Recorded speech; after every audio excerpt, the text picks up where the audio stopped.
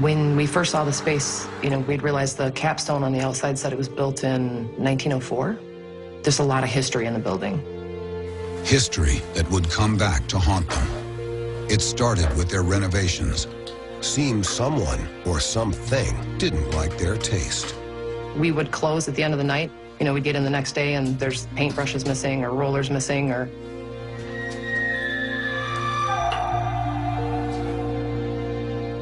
The art that we bought came with glass in them, so we decided to put them behind the counters and bolted them to the wall with the wiring to the frame, secured them to the wall. The first plate glass picture had fallen off the wall and was down on the ground, and the glass was busted everywhere.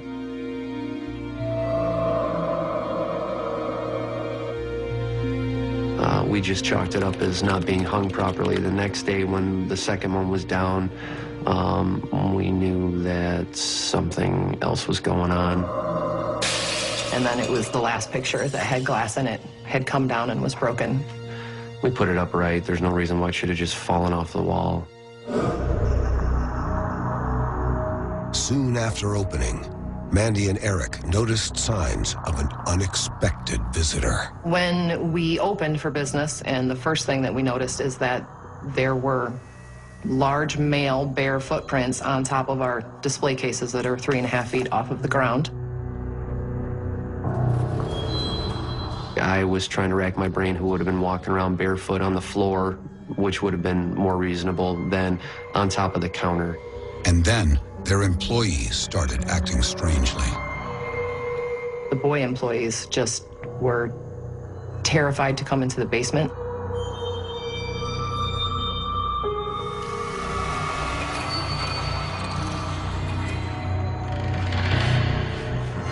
We have supplies down here that I'd have to send them downstairs in the basement to get, and they would fight over, no, you go, I'm not going into the basement.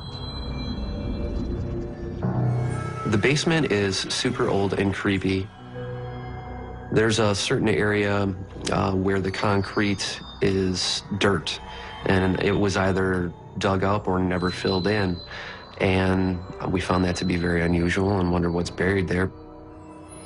The first time I saw the hole in the floor, I just was trying to figure out why you would pour concrete everywhere else in this basement except for that one space and what was particularly special about that one spot. Mandy and Eric discovered that they weren't the first to feel a male entity in their midst. They learned he even had a nickname. Actually, one of my neighbors used to work in the space. She came in and we had metal ladders leaned up against the front door to the basement. And she said, you need to be careful because there's plate glass in that door. And I said, no, it's just wood, it's just painted. And she said, no, we painted over the glass because Lloyd used to stare through the window, standing on the stairs and peer through that window. And it was directly behind the counter where all the employees sat. So she said, we just painted the windows because it was freaking us out looking over there and seeing him standing there. It made me a little creeped out knowing that he was here.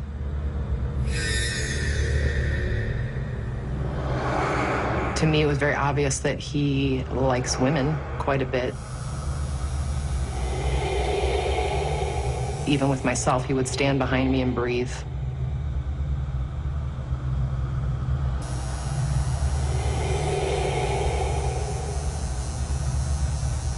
Even with me sitting in my chair, you could just feel him behind me.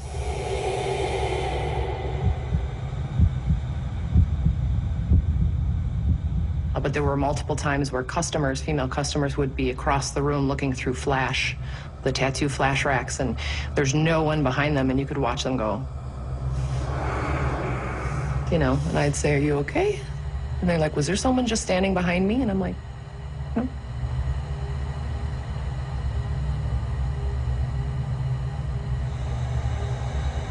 The racks would just open one leaf at a time, very, very slowly, all by themselves, until a particular sheet of flash was shown which had a bunch of angels on them. Usually it was a female client would turn around in a panic and look at us, and we'd smile and wave and nod, and yeah, I see it too. But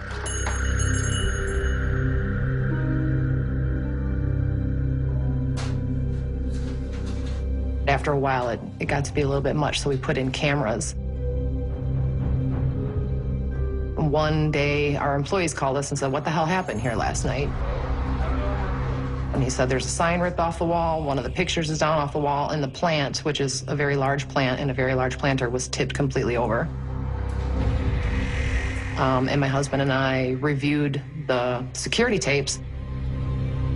At about 9:30 in the morning, all at the same time, the sign to the handicap bathroom fell off the wall, ripping off the drywall sheeting with it, fell off the wall. The picture dropped off of the wall, and the planter just tipped over. There was no one in the studio. Like, our studio was not even open yet. The alarm was still set. The spirit may destroy somebody's belongings or hide them. Mostly it's to get their attention, to let them know they're there, or if they want something and you're not paying attention to them, they're going to get your attention one way or another. Soon, Mandy had other visitors. There is a little girl in here, a little girl spirit. The first couple times I saw her, she was just very playful. She would hide between the couches. She would play all over the studio.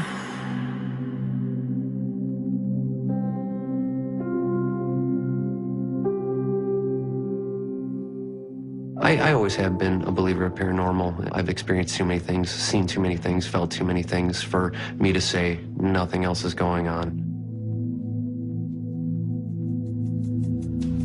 But one of Mandy's visitors wasn't exactly harmless. One day I was taking a nap.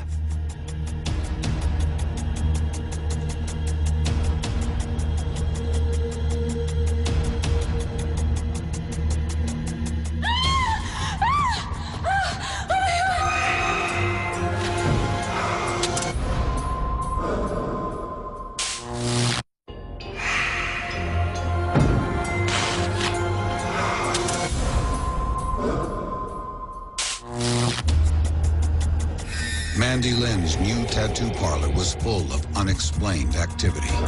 Strange presences, ghosts, and falling objects. But no one had been physically attacked. Yet.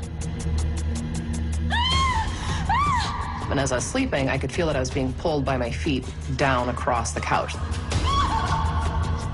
And when I opened my eyes, I realized that there was no one there. There's just no one there, but I could feel myself being pulled down the couch. And that's when I freaked out. And my husband came flying into the room, and he's like, "What the hell is wrong?" And I'm like, "That thing just dragged me down the couch." And he's like, "Are you okay?" And I said, "Yes." "Are you hurt?" "No." But a little freaked out that the thing can actually move me. The attack prompts Mandy and Eric to bring in paranormal investigator Bob Jensen. So we came in here looking to see if we had any real high EMFs. We also used the audio recorders, digital recorders, to see what kind of audio we would be able to pick up down here. With different pictures that we took, most of them came up on the full color spectrum camera, that we had anomalies that would pop up. We had a couple that showed up near a floodlight. There was actually a figure standing there. The pictures themselves were captured at the far end of the basement.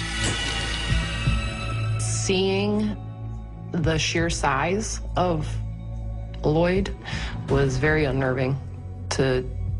I very much get the feeling that he's a sexual predator, and then to see him in that form made me very, very uncomfortable. It definitely has a male physique to it, and there was a series of photographs. It looks like he's standing, and then the next picture looks like he's going into a crouching position. A couple more photos, it looks like he was sitting on almost like a crate or a box. It's creepy as hell. I mean, this was like a more primal form, just a male shape, but very large, very powerful shape. They also caught a voice on tape. On the audio recordings, one was a little girl's voice. The little girl's voice was warning us. She said, "Be careful, he's coming." You know, "Be careful, he's coming." She kept saying, "Be careful." Bob researched the history of the building and discovered a chilling story.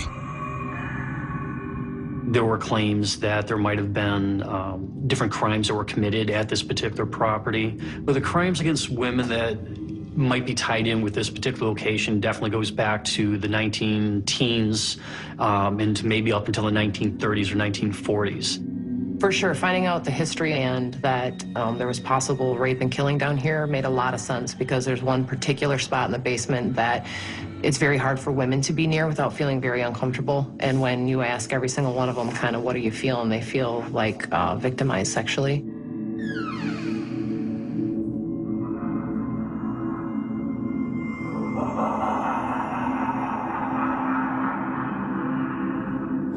With this building, a lot of these fieldstone, there's also limestone and quartz.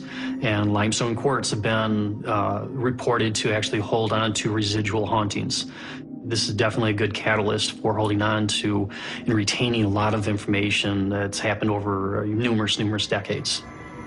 With minerals such as quartz and limestone, things like that, I'm not sure if it's an attraction for spirits, but they can use the energies from those things. It can also trap energy as well. So if a foundation is built upon these things, it could fuel more paranormal activity. Mandy and Eric don't need any more convincing and quickly take action. After the investigation, we asked a couple of our friends who are spiritual healers and work with energy to come into the space and help us try and clear out the energy that was here.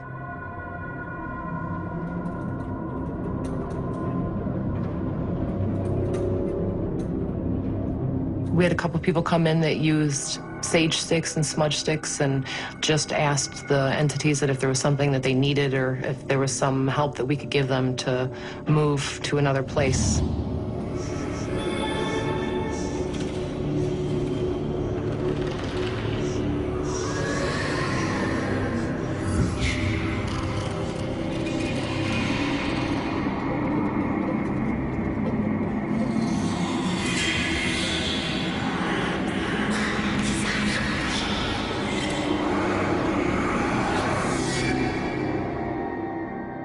Whatever they did seemed to work. I don't think the little girl was here any longer at all. I think Lloyd hung out a little longer. It took him a little longer to move on. I find it very important that we had the space cleansed and the spirits cleared, because I don't know if I would have been comfortable staying or any of the other employees would have been comfortable staying much longer.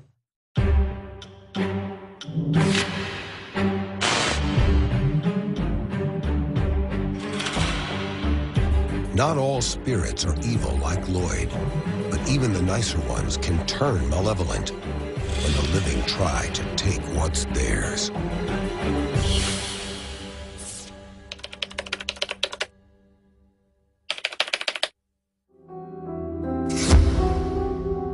Story number 18, featuring Tammy, take 1.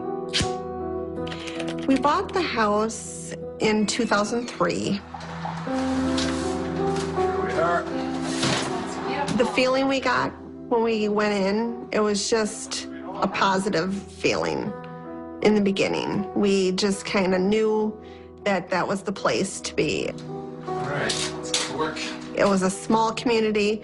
We knew we were going to try and have a child. Yeah, looks great. But Tammy's rosy outlook quickly starts to pale.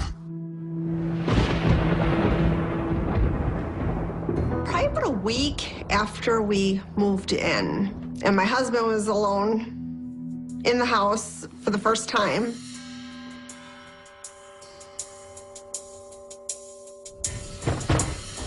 He said that he heard a banging on the wall coming closer and closer. Hello?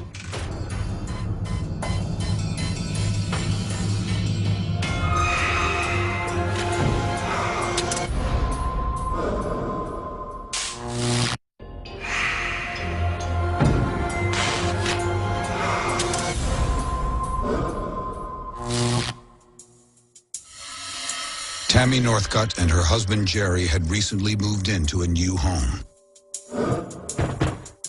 Within the first week, they were hearing strange noises. He said that he heard a banging on the wall coming closer. There was nothing there. Next, it was Tammy's turn to start hearing things. In the middle of the night, I got up because I heard arguing, and I didn't know where it was coming from.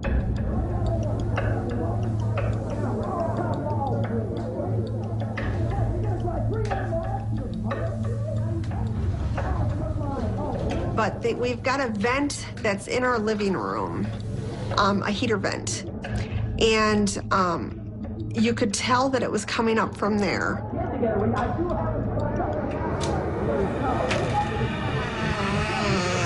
We would go down in the basement to find out what was going on. We could never see anything. It was just constantly just there, you know, but there was nothing, you couldn't see anything, but you could hear it. The objective for spirits making themselves known could be a number of things. It could be they have a message they want to pass on. Others don't know they're passed on, so they're trying to interact. They're trying to be a part of the living world. The couple suffered in silence until help arrived, by pure chance. There was a shop, downtown Janesville. We met the couple. We were talking about the house, and they overheard us talking. And they said, we can help. They said that they could come bless the house.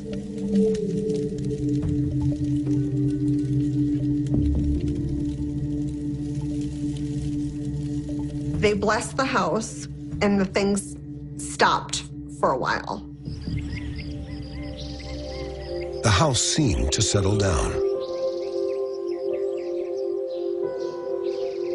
18 months later, Tammy and Jerry had their first child, Connor.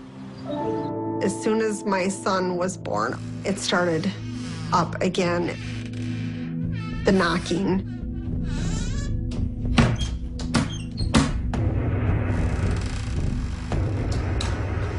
The cabinet doors in the kitchen, you can hear open and close. And, well, the basement door started opening and closing. My son's door was opening and closing. It started to kick up again. These mysterious events continued until after Connor's second birthday. Then they turned more sinister. Connor started seeing something on his bed that he referred to as Mr. Raider. He would tell me that I needed to get Mr. Raider off the bed. I would look, I could not see anything. And then another unwelcome guest paid a visit.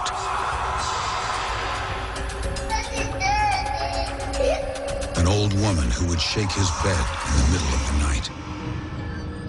That's when he would come running to our room about 2 a.m. It got to the point where he just refused to go into the room. My husband's mother had passed away before Connor was born, but we do have a picture of her, and he kept on looking at her picture, and he asked me to tell her to stop waking him up in the middle of the night.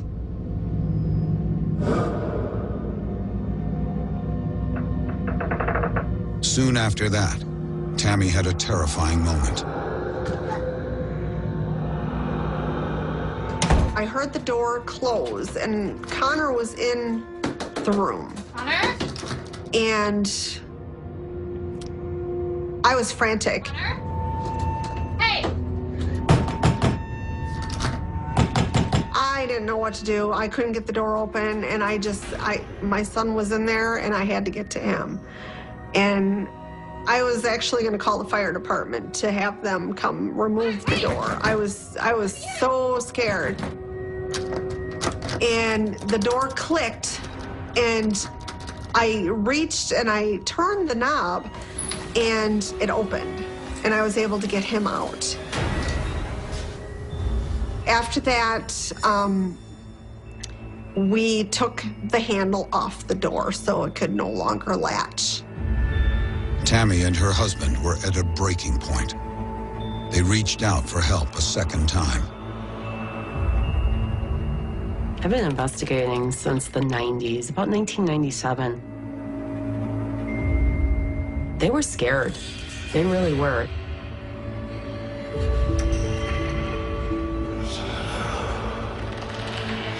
Our first investigation there probably produced the most evidence out of any single one investigation we've ever done anywhere.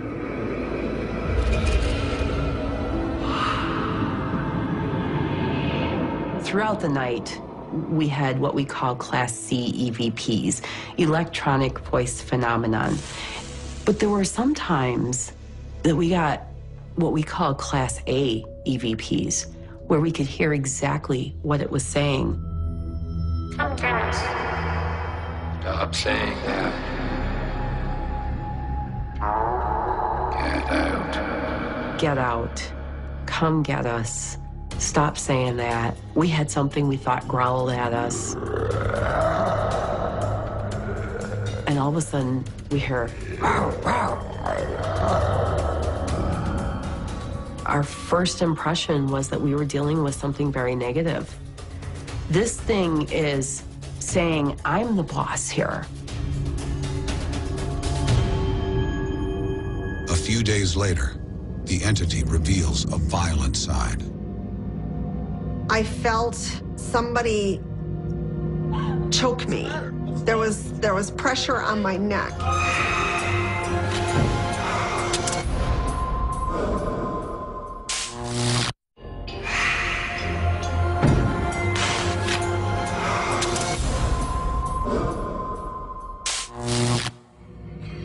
Tammy Northcutt and her husband sensed an evil force in their home. Their son, Connor, was being traumatized, and Tammy herself had felt attacked by some entity. I felt somebody choke me. There was pressure on my neck, and it felt like there was hands around my neck, like I was being strangled. Baby, hey! And it was almost like I was being pushed into the bed, but, and then I felt like a release and I was able to sit up. But it was awful. It was an awful feeling. Tammy asked the paranormal group to come back. This time they brought Paul, their most gifted psychic. He came over and he was getting messages already from before he even got to our house. The first thing Paul picked up was that the house had once been a seedy drinking den. He's talking about this place being, where there's drunk people, and he makes the sound of one guy that just continually goes, "Arr, arr, arr." And I about fell off my stool when he did that, because it sounded just like what we heard. Our biggest question was, who was saying, "Come get us," and who told us to get out? I was telling him about where Connor was seeing Mr. Raider. I showed him the room. And he told us it wasn't Mr. Raider, it was Mr. Reader. And in the 1930s, there was like a traveler's lodge that sat where our house is now. He said Mr. Reader owned the hotel. And Paul's theory is that Mr. Reader is hanging out in the master bedroom area. And he's not a very nice guy. And he's probably the one that told us to get out. Finally, they could put a name to this sinister spirit.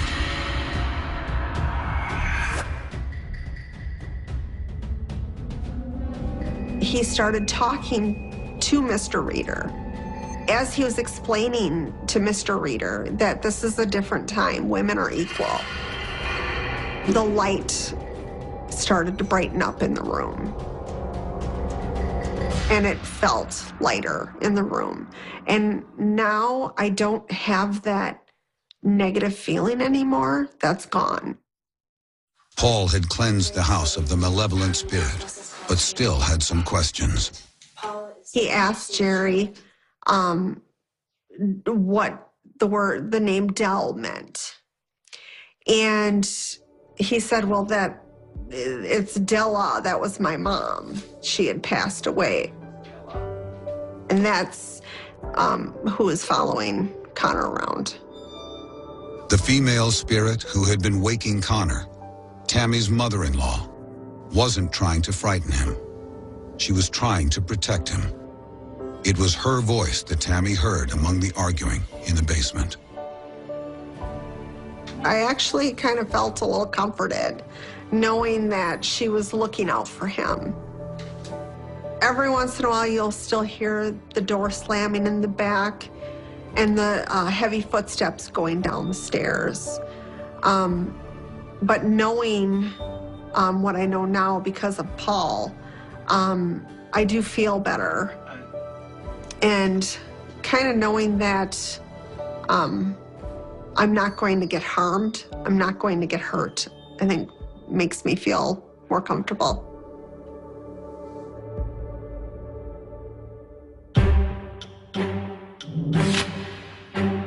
Sometimes ghosts may haunt the living out of vengeance, perhaps due to tragedy, a life cut short. These vindictive spirits can harbor ill intentions, even when their victims are the innocent.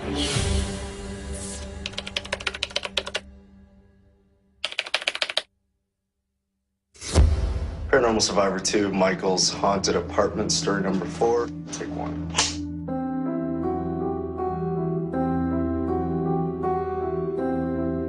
It was 2005, and a couple friends of mine, longtime friends, bought a building that had a fire, and they decided to renovate it. After his friends finished renovating, they offered to rent Michael one of the apartments.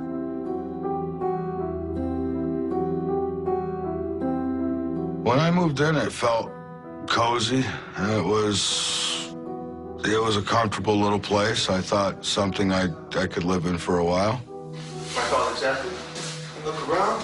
I actually had my stepson who was living with me at the time. My kids would come over on the weekends. So it was a small apartment, but that was it, just him and I. Michael's initial cozy feeling would quickly fade.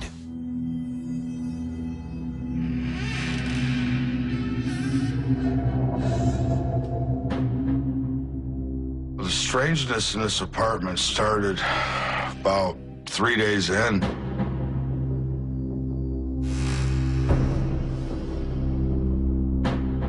We started hearing the cabinet doors in the kitchen.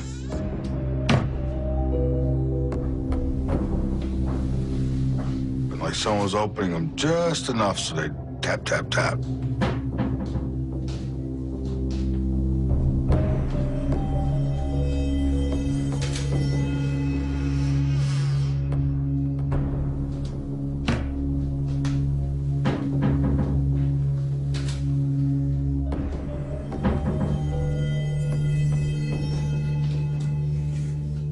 So went in to check it out, could never find out what was going on.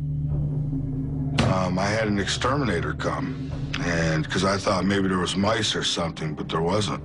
So I had no explanation for it at that point.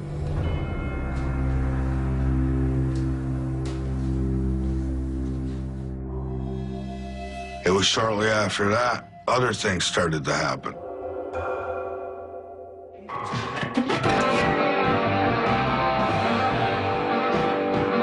The stereo would blast on at 3:20 in the morning, every single morning, and it would be full blast.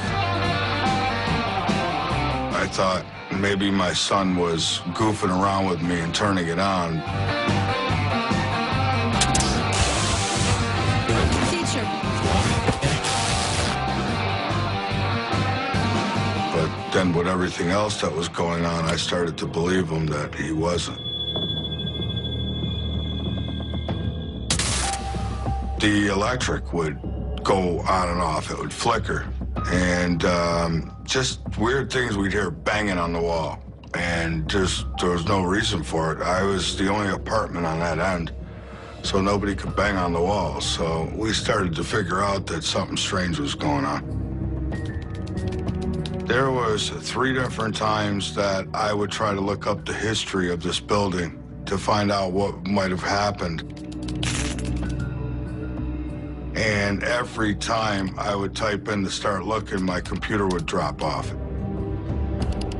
Nothing else would die, all the rest of the power stood on, just the computer would go off. It was a brand new computer. I brought it into the service guy 3 different times. He finally yelled at me and told me don't come back, because there was nothing wrong with it. Something in the building did not want Michael to know its secrets.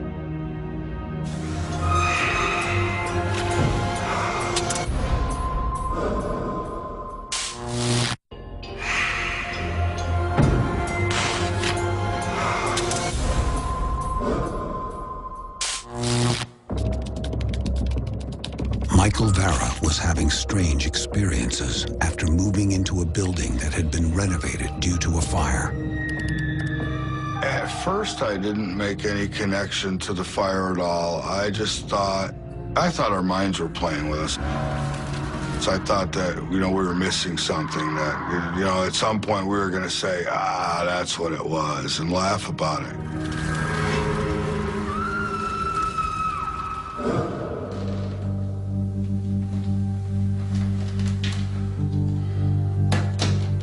I had rented a movie, and in this movie, in the end, there was extras, and it showed how to do EVPs. So we thought, well, let's try it. EVP, or electronic voice phenomena, are believed to pick up sounds from the spirit world.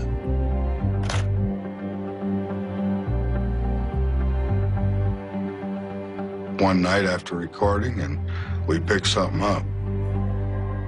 Now, have anyone been listening? Here we go.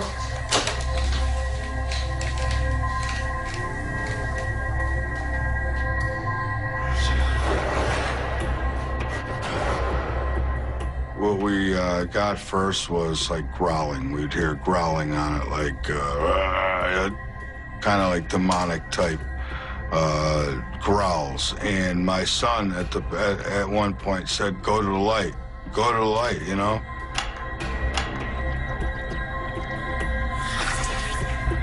Get away from the light. You could hear like a man's voice, a demonic type man's voice. I started picking and poking and trying to make them mad. And I said, "Oh, I'm gonna have a cigarette."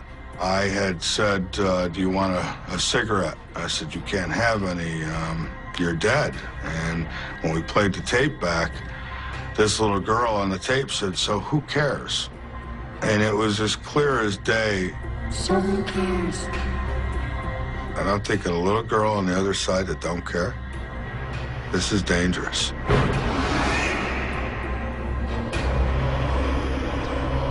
My hair just stuck up on end. I couldn't believe it. I said, wow, this is real.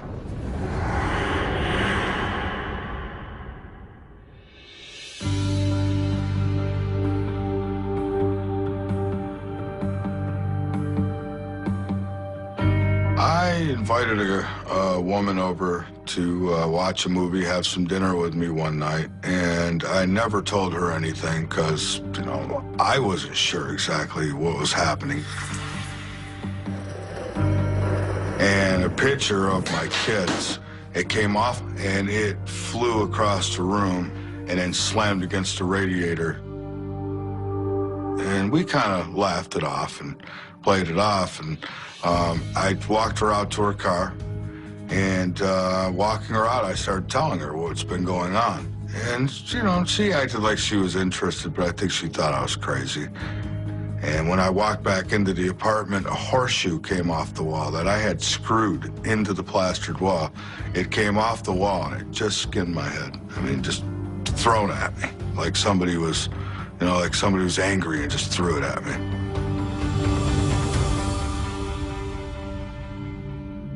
At this point, I'm not feeling too good about the apartment at all. I'm now worried about my kids' safety. When all the kids were over, I had 4 kids, so there was times when they would be camping out in the living room floor. And that's where you may come in. If you drive the tank, APC, or other heavy-wheeling vehicle across the tracks in other than prepared crossings, you may be knocking the rails out of alignment. That makes it part of the train. Whatever you do, make sure you take the heavy vehicle over railroad tracks only at prepared crossings. And there was a few times that they would hear, like, banging on the floor around them. And, you know, I didn't know what to tell them.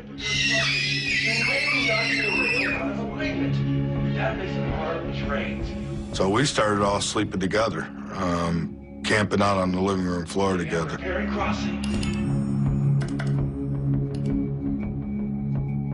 And my stepson walks in the room and he says, "Dad, do you see this?" Because I heard a lot of clicking, but I didn't pay attention to it.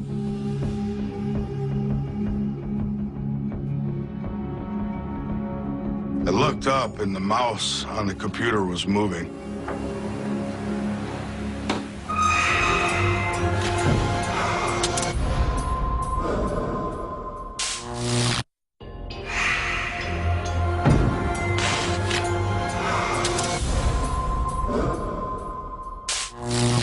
Michael Vara and his son had discovered a paranormal entity in his apartment. And it was gaining strength. I looked up and the mouse on the computer was moving and it was clicking stuff.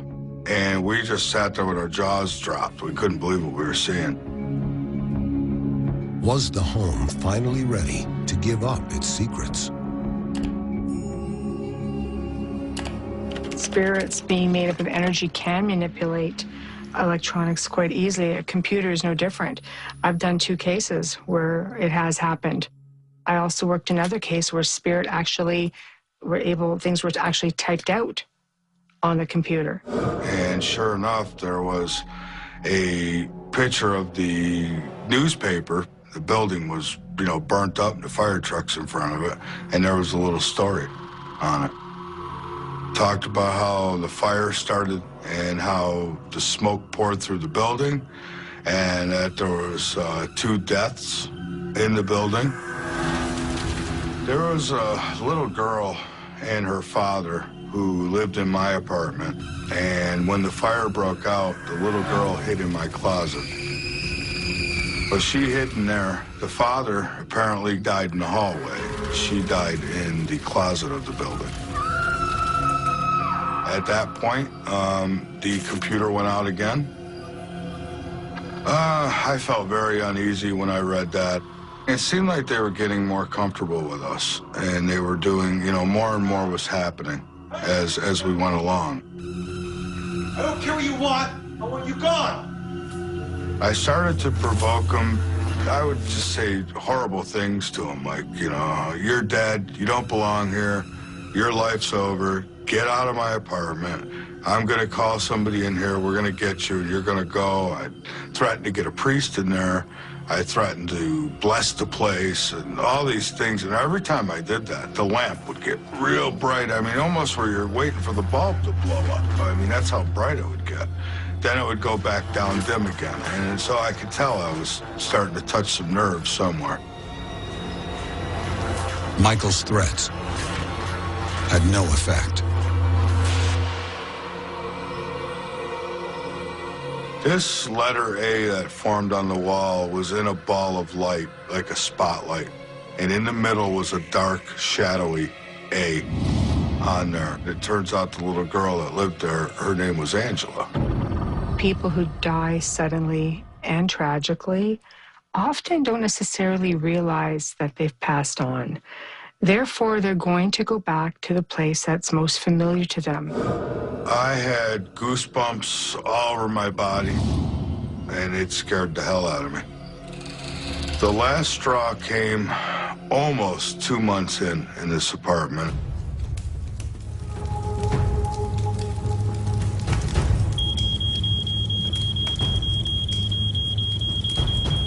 I woke up one morning and I smelled something burning. That's what woke me up. And I noticed it was too bright. I looked and the blinds were gone off the window. I sat up and looked, and clear across the room, these blinds were laying on my electric heater melting. And I was the only one home that day. These blinds were screwed into the wall, the wood frame of the window, and you would have to take off caps. You would have to take off 4 screws, and then you would have to lift them off to take them off. And I didn't hear any of that happening while I was sleeping.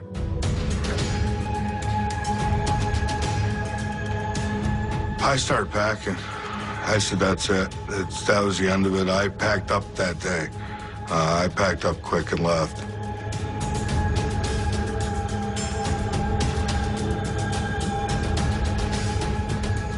I have no doubt in my mind it was connected, and I think I ticked them off enough where they were willing to bring me with them, because that's obviously they were trying to burn the place down again. I mean, that's what. I mean, why else would you put plastic on a heater?